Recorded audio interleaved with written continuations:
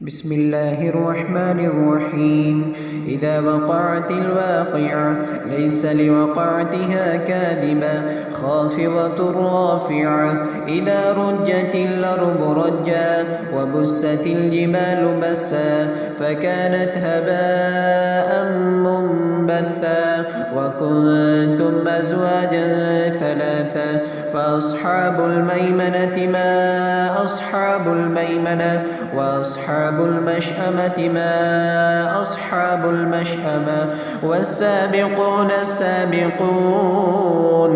أولئك المقربون في جنات النعيم. ثلة من الأولين وقليل من الآخرين على سرر موزونة متكئين عليها متقابلين يطوف عليهم ولدان مخلدون بأكواب وأباريق وكأس من معين لا يصدعون عنها ولا ينزفون وفاكهة مما يتخيرون ولحم طير مما يشتهون وحور عين كأمثال اللؤلؤ المكنون جزاء بما كانوا يعملون لا يسمعون فيها لغوا ولا تأثيما إلا قيلا سلاما سلاما. وأصحاب اليمين ما أصحاب اليمين في سدر مخضود وطلح منضود وظل ممدود وماء مسكوب وفاكهة كثيرة لا مقطوعة ولا ممنوعة وفرش مرفوعة إنا أنشأناهن إنشاء فجعلناهن أبكارا عربا أترابا. لأصحاب اليمين ثلة من الأولين وثلة من الآخرين. وأصحاب الشمال ما أصحاب الشمال في سموم وحميم وظل من يحموم لا بارد ولا كريم إنهم كانوا قبل ذلك مترفين وكانوا يصرون على الحنث العظيم وكانوا يقولون أئذا متنا وكنا ترابا وعظاما أئنا لمبعوثون وآباؤنا الأولون. قل إن الأولين والآخرين لمجموعون إلى ميقات يوم معلوم ثم إنكم أيها الضالون المكذبون لآكلون من شجر من زقوم فمالئون منها البطون فشاربون عليه من الحميم فشاربون شرب الهيم هذا نزلهم يوم الدين نحن خلقناكم فلولا تصدقون فرأيتم ما تمنون أنتم تخلقونه أم نحن الخالقون نحن قدرنا بينكم الموت وما نحن بمسبوقين على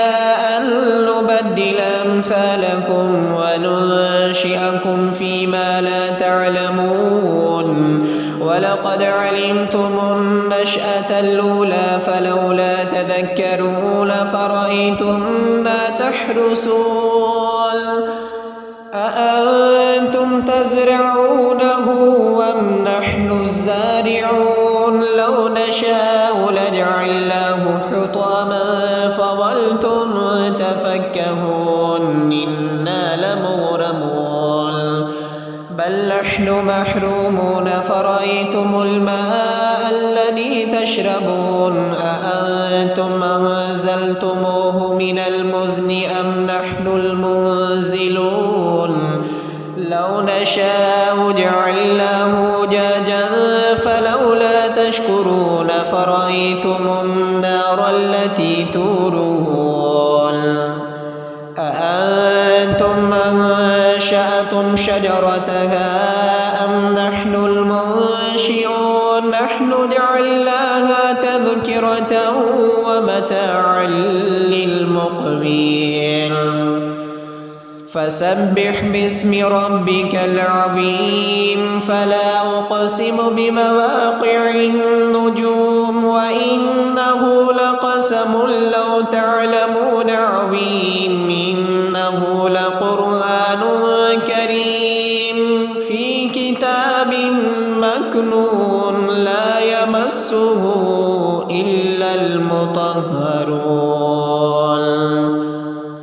تنزيل من رب العالمين فبهذا الحديث أنتم مدهنون وتجعلون رزقكم أنكم تكذبون